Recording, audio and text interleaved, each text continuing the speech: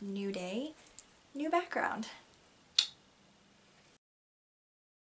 Hey folks, my name is Jen, and today I'm coming to you fresh off of the first vacation I've had in a year. Fuck yeah! I am coming at you today with my first book haul in several months because it's July, bitches! I'm allowed to buy books again! Yes! So, was that coming on just a little too strong? Perhaps just a little too much. So, for realsies, one of my best friends came up to visit for the past several days, and we ended up going down to the Cape on one of our adventures, and we visited my favorite secondhand shop, Parnassus Book Service. It is this lovely place in Cape Cod. They gave me a bunch of bookmarks. I sold a few of my books to them and I donated the rest of them, so I now have more space in this cramped little office. And I also got a pretty big haul and a book bag to hold them all in. So let's go through my little bag of treasures here. First up, oh, this is incense. That's not from there. Okay, so first up in my stack. I'm not gonna go through the order in which I got them because I can't fucking remember. But we'll just go for what's on top of in my bag.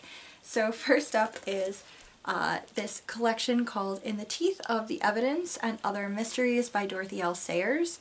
This is a collection of shorter mysteries, all featuring Lord Peter Wimsey. I've had read a couple of Sayers books before.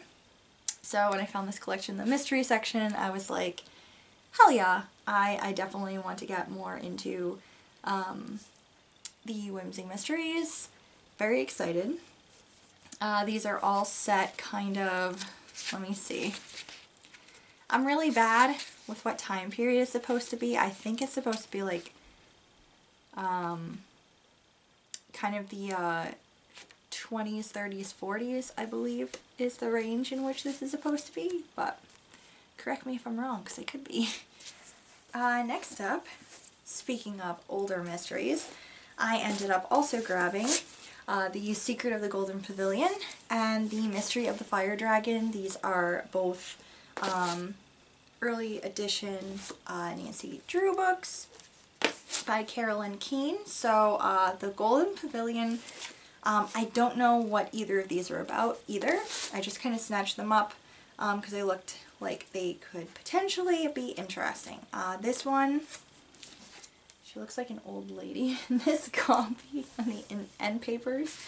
This one though is from 1959 and it looks like this might be potentially in Hawaii. They're wearing leis, so I'm not 100% sure.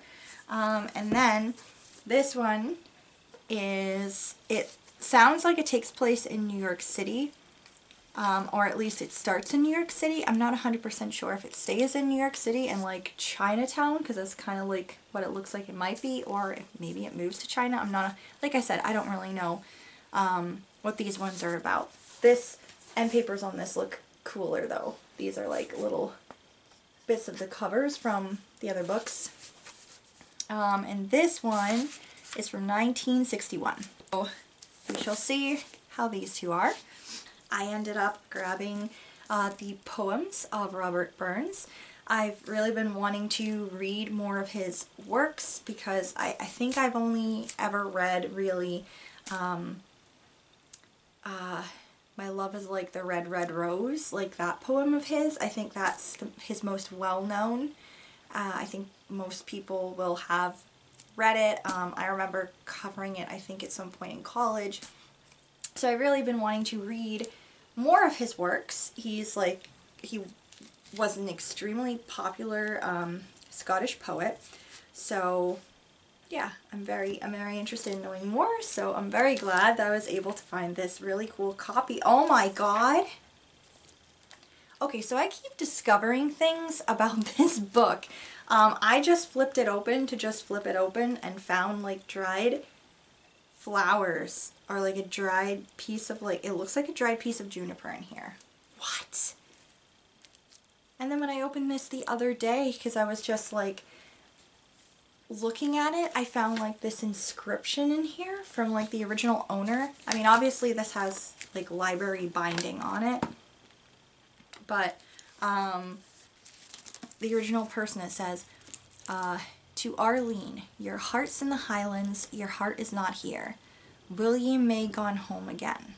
Will you nay gone home gay home again? I'm sorry, I can't say that the way it's supposed to be said. But it's like, it's just a sweet inscription. Now I'm finding like plants in here. What? Oh my god! There's also a little card in here. I just keep finding treasures. Okay, so this is gonna be even more fun to flip through at some point. Next up, I found, this one was the last one I grabbed actually.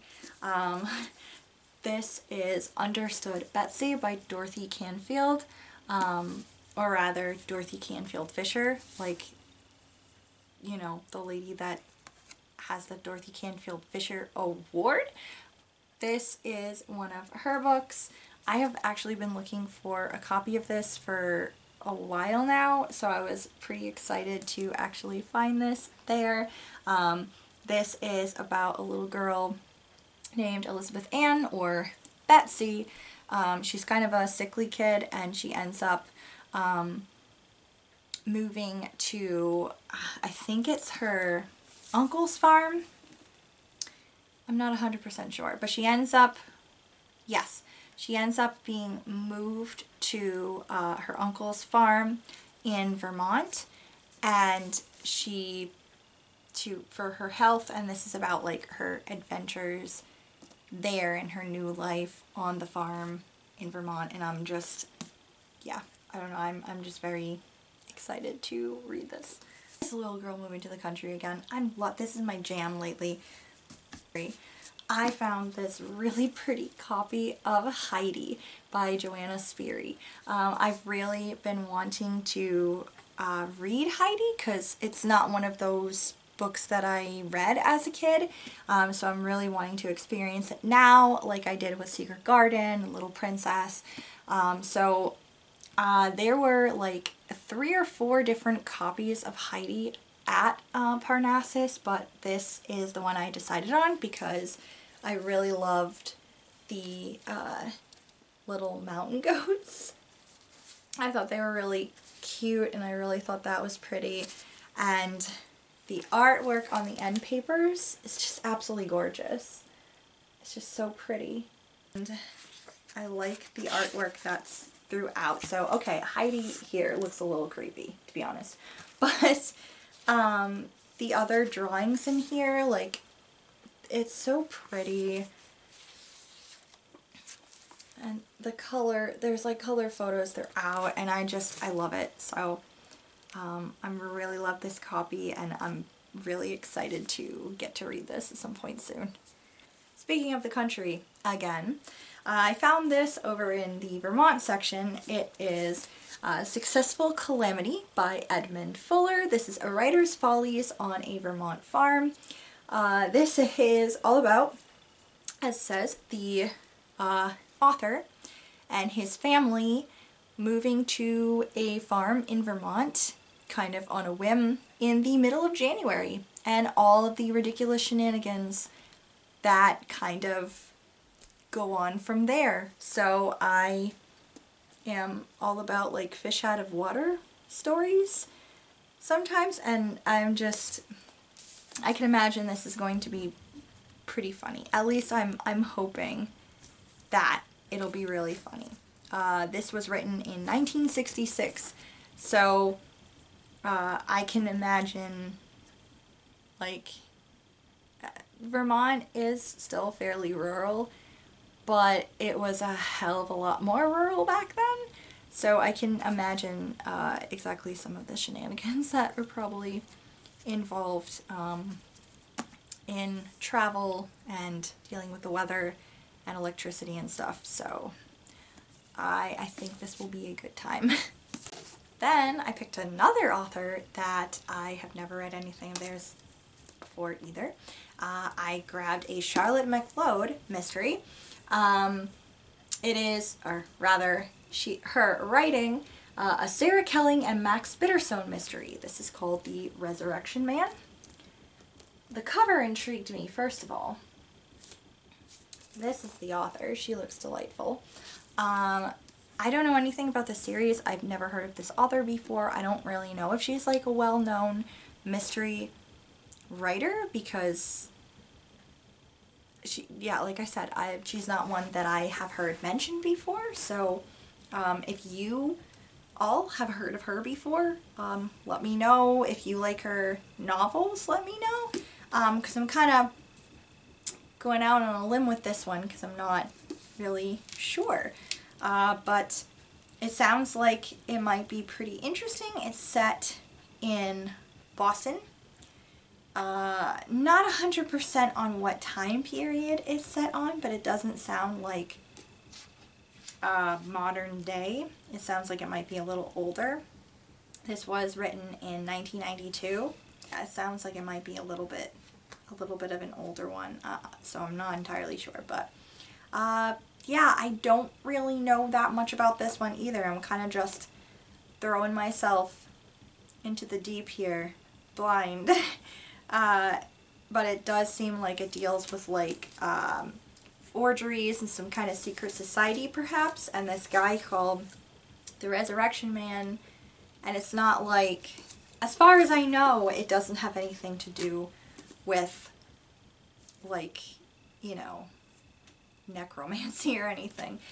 He is actually someone who restores artwork, so he's like an art, it is an art restorer, right? It's not like an art rehab person, it's more of a restoring, that's the title? Yeah.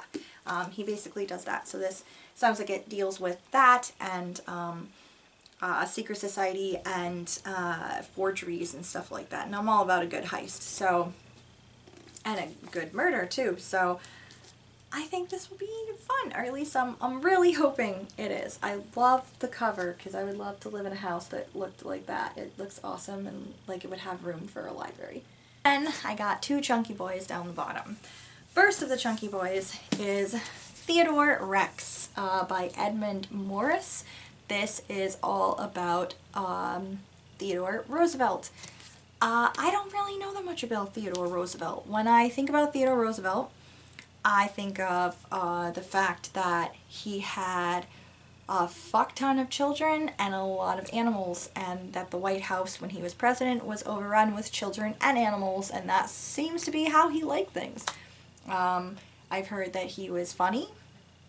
I've heard that he was boisterous and perhaps obnoxious, and the only other things I really know about him are that he is why we have teddy bears, because he saved the life of a bear cub, perhaps? Or is that only a legend? I'm not 100% sure. And then, yeah, when I picture him, I don't really picture him. I end up picturing Robin Williams instead, as, of course, Theodore Roosevelt from Night at the Museum. So I'm very interested to know more about him because he sounds like he was pretty eccentric. There was actually another copy, not of this exactly, but another like biography of him that was from the early 1900s, like around, it looked like it might be around like 1912 or something like that, and it was actually written by one of his friends. And I kind of considered grabbing that one just because I've never read a biography of someone written by one of their friends before, and I thought, well, that might be interesting. I mean, unless you count the Ted Bundy thing that was written by Anne Rule, I guess that kind of counts as like a biography, but it's also just a true crime. Anyway, so I thought it would be interesting, but then I figured, yeah, but if I want like the full picture of the man, I don't want it from someone who is a close friend to him, someone who can't be, you know, give an unbiased view of the person, I thought maybe it would be better to get a book like this that is written by someone, you know, a long time after he's gone and who doesn't have like personal ties to the man or the family or anything. So, yeah, I thought that this would be cool to get more insight into him because he's at least an interesting character in history.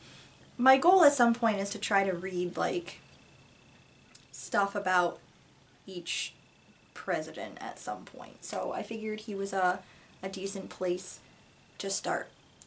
This is a very thick one though, so oh boy. And then the last book I grabbed was 4 Past Midnight by Stephen King. He looks a little bit like Elvis in this picture. Hilarious.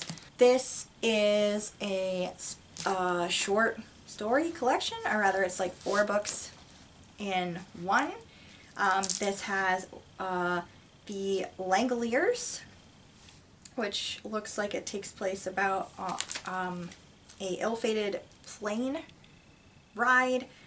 We have Secret Window, Secret Garden, which is what that movie with Johnny Depp from several years ago is about. And then we have The Library Policeman, which sounds interesting. And then 4 Past Midnight is for the Sundog, which looks like it might have something to do with like creepy photos or something. So I want to add to my Stephen King collection. Very excited. Overall, it was a great haul.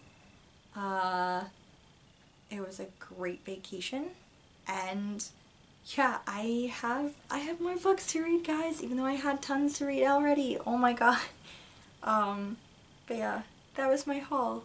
I'm so very excited. I'm like still so fucking jazzed about all of these, and I can't wait to start reading them. I hope you are having a wonderful week and a wonderful reading month, and I will see you next time.